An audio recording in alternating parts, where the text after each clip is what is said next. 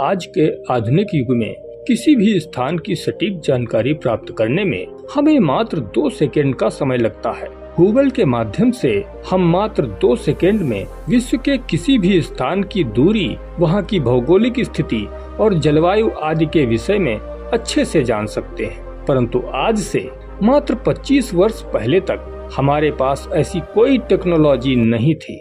फिर आज से हजारों वर्ष पहले महर्षि वाल्मीकि ने रामायण में जिन स्थानों का वर्णन किया है, वह आखिर कैसे किया होगा? किसी भी स्थान का सटीक वर्णन वही कर सकता है जिसने उस स्थान की यात्रा की हो या फिर किसी माध्यम से उसे जानकारी प्राप्त हुई हो। अब जरा विचार कीजिए कि हजारों साल पहले न तो आजकल जैसी टेक्नोलॉजी थी और न ही यातायात के साधन थे। महर्षि वाल्मीकि भगवान राम के साथ साथ रहे हों, ऐसा भी कोई वर्णन रामायण में नहीं मिलता है। दोस्तों, अयोध्या से श्रीलंका की दूरी 3324 किलोमीटर है। अयोध्या से लंका तक जाने में भगवान राम किन किन स्थानों पर रुके, उन स्थानों के बारे में भी महर्षि वाल्मीकि ने विस्तार से वर्णन किया है। लेकिन कैसे, यह आश्चर्य की बात है। कुछ लोग रामायण को एक काल्पनिक ग्रंथ मानते हैं, लेकिन क्या कल्पना भी कभी इतनी साकार हो सकती है?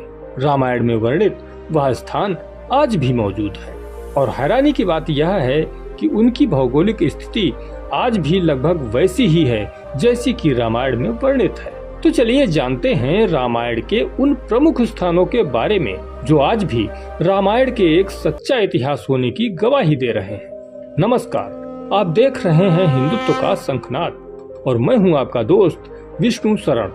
दोस्तों, रामायण की कहानी तो आप सबको मालूम ही है। हमने बचपन से ही किस्से कहानियों में या फिर टीवी सीरियल के माध्यम से रामायण को देखा है, इसलिए कहानी पर न जाते हुए हम उन स्थानों पर चर्चा करेंगे जो रामायण के प्रमुख स्थान हैं। रामायण के प्रमुख स्थानों में सबसे पहला स्थान है अयोध्या। दोस्तों, अयोध्या के बारे में तो हम सभी जानते ही हैं कि यह भगवान राम का जन्म स्थान है। उत्तर प्रदेश की राजधानी लखनऊ से अयोध्या की दूरी लगभग 134 किलोमीटर है, जहां आजकल भव्य राम मंदिर का निर्माण कार्य चल रहा है। रामायण का दूसरा प्रमुख स्थान है मिथिला। दोस्तों, अयोध्या से मिथिला की दूरी 500 किलोमीटर है, जहां धरती माता के गर्भ से माता सीता प्रकट हुई थी। मिथिला के राजा महाराज जनक थे, इसलिए इसे जनकपुरी भी कहा जाता है। वर्तमान समय में मिथिला राज्य का अधिकांश हिस्सा नेपाल में है तथा कुछ हिस्सा भारत में है, जो कि बिहार राज्य के उत्तरी भाग में पड़ता है। तीसरा स्थान है चित्रकूट, जो कि राजस्थान में है। दोस्तों, रामायण में वर्णित स्थानों में चित्रकूट का विशेष महत्व है, क्योंकि चित्रकूट ही वह स्थान है जहां वनवास के समय भगवान राम 12 वर्ष तक रहे थे। अयोध्या से चित्रकूट की दूरी 270 किलोमीटर है। वनवास जाते समय भगवान श्री राम, लक्ष्मण और माता सीता अयोध्या से सुमंत्र के रथ में बैठकर निकले थे और करीब 140 किलोमीटर की यात्रा इसी रथ से की थी। इसके बाद तमसा नदी पार करके श्रृंगवेर से प्रयागराज होते हुए करीब 130 किलोमीटर पैदल चलकर वह चित्रकूट पहुँचे थे। चौथा स्थान है पंचवटी, जो कि नासिक महाराष्ट्र में है। चित्रकूट में 12 वर्ष निवास करने के बाद भगवान श्री राम, लक्ष्मण और माता सीता सहित अमरकंटक होते हुए पंचवटी पहुँचे थे।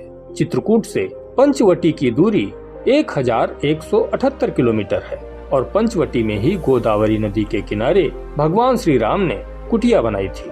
इसी पंचवटी में लक्ष्मण जी द्वारा शूर्पणखा की नाक कान काटे जाने के बाद माता सीता का हरण हो गया था। पांचवा स्थान है चदिया मंगलम। दोस्तों, सीता हरण के समय रावण और जटायु के बीच युद्ध हुआ। अंततः रावण ने जटायु के पर काट दिए। इस कारण जटायु नीचे पृथ्वी पर आ गिरे।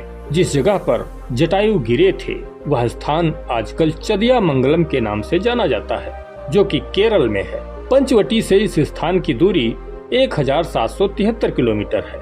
वीर जटायु की याद में यहाँ पर जटायु अर्थ सेंटर नेचर पार्क बनाया गया है। इसी स्थान पर भगवान राम को जटायु ने रावण के विषय में बताया था। छठा स्थान है किष्किंधा। दोस्तों, किष्किंधा राज्य आजकल कर्नाटक के हम्पी में है। किष्किंधा में ही भगवान राम और हनुमान जी की मुलाकात हुई थी। यह हनुमान जी की जन्म स्थली भी है। चदियामंगलम से किष्किंधा की दूरी लगभग 482 किलोमीटर है। 7वां स्थान है रामेश्वरम। दोस्तों, कर्नाटक के हम्पी यानी किष्किंधा से सेतुबंध रामेश्वरम की दूरी 959 किलोमीटर है और यहीं पर भगवान राम ने वानर सेना की सहायता से सागर पर पुल बांधा था, जो अवशेष रूप में आज भी मौजूद है। नासा भी अपनी रिसर्च में यह स्वीकार कर चुका है कि राम सेतु मानव निर्मित संरचना है। इसी राम सेतु से चलकर भगवान राम और उनकी वानर सेना लंका पहुंची थी।